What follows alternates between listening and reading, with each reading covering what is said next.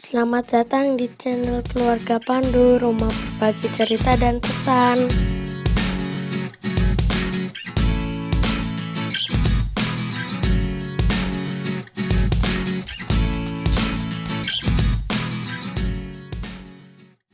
Halo sahabat keluarga Pandu, bagaimana kabarnya hari ini? Semoga kita selalu diberikan tubuh yang sehat dan selalu berada dalam perlindungan Tuhan. Selamat bertemu kembali dengan channel Keluarga Pandu di dalam studi Alkitab. Studi Alkitab kita hari ini terambil dari kitab 1 Korintus pasal 16 ayat 10 sampai dengan ayatnya yang ke-18. Sebelum mendengarkan penjelasan saya, silakan membaca teksnya terlebih dulu.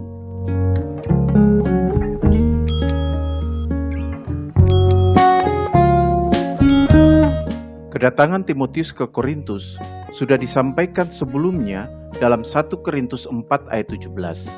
Penggunaan kata jika, bahasa Yunaninya ean, menunjukkan bahwa kedatangan Timotius ke Korintus mungkin saja belum pasti. Sebelum ke Korintus, Timotius akan lebih dulu ke Makedonia. Meskipun belum dipastikan kapan datang ke Korintus, Paulus mempersiapkan jemaat di Korintus untuk bisa menerima Timotius dengan baik. Ada beberapa pertimbangan atau alasan mengapa Paulus perlu mempersiapkan jemaat Korintus. Pertama, Paulus ingin Timotius dihargai sama seperti Paulus karena dia juga melakukan pekerjaan Tuhan sama seperti Paulus. Kata ergasetai dari ergasomai yang diterjemahkan dengan mengerjakan juga menunjuk kepada bekerja dengan komitmen. Kedua, Paulus tidak ingin jemaat menganggap rendah Timotius karena dia masih muda. Mungkin karena jemaat lebih menghargai pelayan yang sudah senior dan berpengalaman seperti Paulus. Meskipun masih muda, dia juga berkomitmen dalam melakukan pekerjaan Tuhan. Kata exoutenese dari exouteneo menunjuk kepada sikap merendahkan, mengabaikan, atau menganggap tidak ada apa-apanya. Bahasa kiasannya menganggap nol atau kosong, bahkan bisa cenderung menghina dan membenci. Karena itu Paulus mengingatkan agar jangan menganggap rendah Timotius yang muda. Jemaat harus membuat Timotius merasa nyaman atau tidak takut berada di tengah-tengah jemaat. Bahasa Yunaninya aphobos genetai. Timotius bahkan harus dibantu agar selamat secara jasmani dan rohani, bahasa Yunaninya erene, dalam perjalanannya kembali menemui Paulus yang saat itu berada di Efesus. Karena Paulus mengharapkan kedatangan Timotius, bahasa Yunaninya ekedomai, yang artinya lebih dari sekadar menunggu. Penyebutan nama Apolos mengingatkan kita pada perpecahan dalam jemaat yang diceritakan dalam 1 Korintus 1 ayat 12 dan pasal 3 ayat 4-6. Namun narasi dalam bagian ini dengan jelas memperlihatkan sikap Paulus yang tetap melihat Apolos sebagai rekan sepelayanannya. Jadi meskipun jemaat di Korintus membuat pembedaan antara Paulus dan Apolos, Paulus tetap melihat relasi mereka sebagai pelayan Yesus Kristus. Tampaknya dalam narasi ini, jemaat Korintus juga mengharapkan kehadiran Apolos di tengah-tengah jemaat dan Paulus mengetahuinya. Karena mereka satu sebagai pelayan Yesus Kristus, Paulus menyampaikan keinginan jemaat itu kepada Apolos. Paulus tidak hanya berulang-ulang menyampaikan kerinduan jemaat, melainkan berusaha mendesak Apolos untuk memenuhi kerinduan jemaat. LAI menerjemahkan berulang-ulang dari bahasa Yunani pola, yang juga berarti sering atau banyak kali. Sedangkan LAI menerjemahkan kata mendesak dari bahasa Yunani parakalesa yang juga memiliki arti mendorong dan menasihati. Mungkin maksudnya adalah Paulus menasihati Apolos agar memenuhi permintaan jemaat Korintus. Namun Apolos memutuskan untuk datang jika dia memiliki waktu luang. Bahasa Yunaninya eukairese, atau mempunyai waktu atau yang diterjemahkan LAI dengan kesempatan baik. Teks Yunani bisa juga diartikan bahwa belum waktunya sekarang untuk Apolos datang, atau sama sekali bukan keinginan Apolos untuk datang sekarang. Jadi tidak harus dipahami bahwa Apoloslah yang tidak mau datang sekarang. Pernyataan dan ketegasan Paulus di sini mungkin saja untuk mengantisipasi pemikiran orang-orang yang berada di pihak Apolos. Bisa saja mereka akan menduga bahwa ketegangan antara Paulus dan Apolos membuat Paulus tidak memenuhi permintaan mereka. Ayat 13 dan 14 adalah nasihat yang disisipkan secara sengaja dalam pembicaraan Paulus tentang para tokoh atau pelayan yang mempunyai hubungan dengan jemaat Korintus. Nasihat ini tampaknya sejalan dengan konteks jemaat Korintus. Ketegangan dan kecenderungan untuk berada dalam perpecahan dan juga gangguan serta ajaran dari pihak lain membuat Paulus merasa perlu menasihati jemaat seperti ini.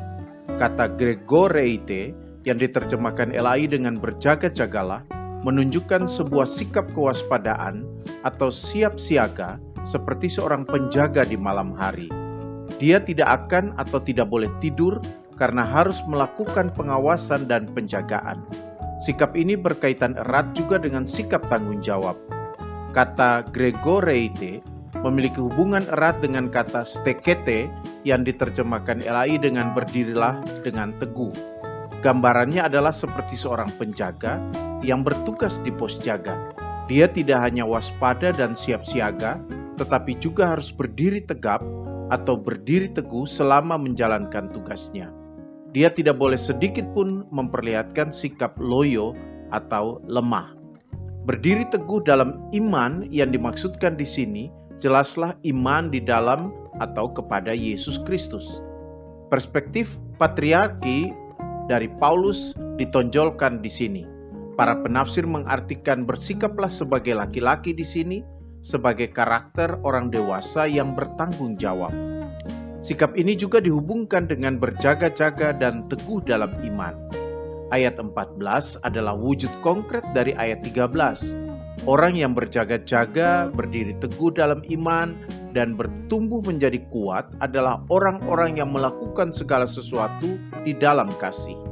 Segala pekerjaanmu diterjemahkan LAI dari kata Yunani panta yang sebenarnya berarti semua atau segala sesuatu. Sedangkan kata ginesto yang diterjemahkan LAI dengan lakukanlah sebenarnya berarti menjadi, dan ini berhubungan dengan sesuatu yang dikerjakan. Jadi sebenarnya ayat 14 secara harafiah berarti lakukanlah segala sesuatu di dalam kasih. Ayat 14 ini menggemakan kembali pesan dalam pasal 13. Paulus kembali menghubungkan pesannya dengan Stefanus dan keluarganya. Ayat 15 dan 16 memberikan beberapa alasan mengapa Paulus menyebut Stefanus dan keluarganya dalam suratnya ini. Alasan pertama adalah mereka diingat sebagai orang-orang dari Akhaya yang pertama kali bertobat. Kata bertobat ini diterjemahkan LAI dari bahasa Yunani aparche, yang sebenarnya berarti buah pertama. Jadi Stefanus dan keluarganya adalah hasil pertama atau yang pertama menerima Kristus melalui penginjilan Paulus di Akhaya. Namun bukan karena mereka yang pertama kali menerima Kristus yang menjadi alasan utama Paulus meminta jemaat untuk menaati mereka. Ada dua alasan utama mengapa Paulus menyebut mereka dan meminta jemaat menaati mereka. Alasan pertama adalah karena mereka mengabdikan diri kepada pelayanan orang kudus. Pelayanan diterjemahkan dari bahasa Yunani diakonian, sedangkan orang kudus diterjemahkan dari bahasa Yunani hagiois. Kata hagiois dari kata dasar hagios dalam surat-surat Paulus menunjuk kepada orang-orang yang melakukan pekabaran Injil, antara lain para rasul. Di sini kata diakonia dihubungkan dengan pelayanan kepada para pemberita Injil. Kata etaksan yang diterjemahkan LAI dengan mengabdikan diri menunjuk kepada menetapkan atau menempatkan diri pada posisi tertentu. Jadi bisa diartikan bahwa Stefanus dan keluarganya sendirilah yang memosisikan diri mereka untuk menjadi diakonos atau pelayan. Alasan kedua adalah karena mereka dan juga yang lain ikut bekerja dan berjerih payah dalam memberitakan Injil. Kata ikut bekerja yang diterjemahkan LAI dari kata Yunani sinergonti sebenarnya tidak hanya berarti ikut bekerja atau membantu, tetapi lebih dari itu berarti bisa bekerja sama. Dari kata inilah kita mengenal kata sinergi. Sementara itu kata berjerih payah diterjemahkan dari kata Yunani kopionti, yang memang berarti bekerja keras sehingga orang merasa lelah. Jadi ayat ini memperlihatkan kesungguhan atau keseriusan orang-orang yang mengambil bagian dalam pelayanan. Meskipun dikenal sebagai seorang rasul yang berpengaruh, namun ternyata Paulus tetap mengakui kelemahan di dalam dirinya. Pengakuan ini memperlihatkan kesadaran seorang pelayan Yesus Kristus bahwa bagaimanapun juga dia memiliki kelemahan. Paulus sadar bahwa dia tidak bisa melengkapi sepenuhnya semua yang dibutuhkan oleh jemaat. Karena itu, dia bersukacita bahwa ada rekan-rekan sepelayanannya yang membantu dia melengkapi apa yang kurang dalam jemaat. Kata chairo yang diterjemahkan LAI dengan bergembira memiliki akar kata yang sama dengan charis yang berarti rahmat. Kedua kata ini memiliki hubungan dengan tindakan Tuhan. Jadi bisa juga diartikan bahwa kedatangan Stefanus, Fortunatus, dan Achaicus adalah bagian dari karya Tuhan bagi jemaat atau rahmat Tuhan bagi jemaat. Karena itu Paulus bersukacita. Untuk menggambarkan kedatangan ketiga pelayan ini, digunakan istilah parusia yang memperlihatkan betapa berartinya kehadiran ketiga pelayan ini. Kata parusia biasanya dihubungkan dengan kedatangan Yesus Kristus yang kedua kali. Tetapi kata ini juga sering dipakai untuk menggambarkan kedatangan seorang raja. Jadi betapa berartinya kehadiran ketiga pelayan ini di tengah-tengah jemaat, sehingga pantaslah jika Paulus bersukacita. Kata hysterema yang diterjemahkan LAI dengan apa yang masih kurang, memang berarti kekurangan yang berhubungan dengan kebutuhan yang ingin dipenuhi dan sering juga menggambarkan kemiskinan. Namun tampaknya yang dimaksudkan Paulus di sini bukan kekurangan materi, melainkan kebutuhan yang berhubungan dengan kehidupan iman jemaat. Kebutuhan iman inilah yang akan dilengkapi dengan kedatangan ketiga pelayan tersebut. Paulus mempertegaskan hal ini dalam ayat 18 bahwa mereka menyegarkan roh Paulus dan jemaat. Kata anepausan yang diterjemahkan LAI dengan menyegarkan sebenarnya berhubungan dengan perasaan tenang atau santai, bahasa Inggrisnya refreshing, karena orang bisa mengistirahatkan tenaganya dan pikirannya sehubungan dengan pekerjaan yang harus dilakukannya. Jadi kedatangan ketiga orang ini membuat Paulus bisa merasa tenang karena ada orang yang menggantikan pekerjaan yang harus dia lakukan untuk jemaat Korintus.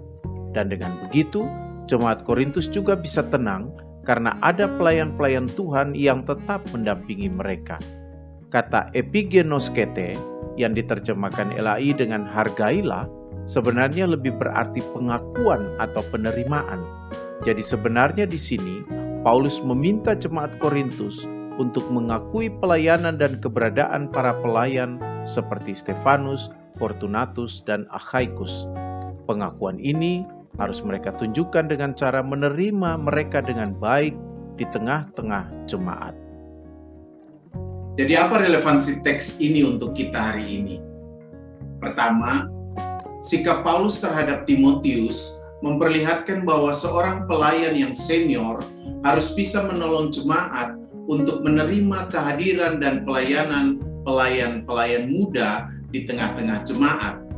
Pelayan muda ini harus ditolong untuk bisa melayani dengan rasa tenang dan nyaman.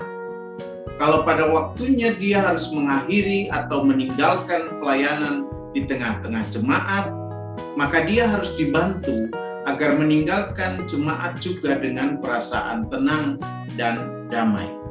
Yang kedua, sikap Paulus kepada rekan-rekan sepelayanan dan juga kepada orang-orang yang membantu pelayanannya memperlihatkan bahwa tidak boleh ada perasaan bersaing di antara para pelayan. Setiap pelayan harus bisa saling mendukung satu dengan yang lain. Seorang pelayan tidak boleh melihat kehadiran pelayan yang lain sebagai saingan bagi dirinya. Jika sikap ini dihidupi, maka seorang pelayan tidak perlu merasa khawatir kalau dia memiliki kekurangan. Karena kekurangan itu bukan untuk membuat dia direndahkan atau menjadi bahan pembicaraan, melainkan untuk dilengkapi oleh pelayan yang lain. Demikian studi Alkitab hari ini. Sampai bertemu kembali di dalam studi Alkitab berikutnya bersama keluarga Pandu. Tuhan memberkati.